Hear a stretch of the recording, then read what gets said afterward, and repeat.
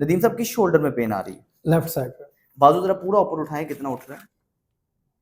और इसको कितना टाइम हो गया? 2 साल हो गए। ठीक है।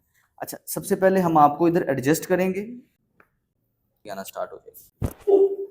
कमर के अंदर सिर्फ और सिर्फ आपको स्पैज़म है, हल्का सा कड़ा हुआ है कमर ने। ये सिर्फ मैंने चेक किया अभी आपको मज़ीद हाफ एन आवर अंदर लगेगा। अंदर आपकी थेरेपी करेंगे, आपके मसल्स को देखेंगे, क्योंकि मसल में काफ़ी जगहों पे ना ट्रिगर्स बने हुए हैं, तो सही उससे है। भी रेंज ऑफ मोशन थोड़ी सी लेकिन लिमिटेड हो कमर जाती का है। इमीडिएटली फर्क पड़ा। नहीं, ये कमर जिस तरह ठीक हो गई है, कंधे ने भी इंशाल्लाह भी ठीक हो जाना है। बाजू जरा उठाएं ऊपर पूरा, कितना उठता है?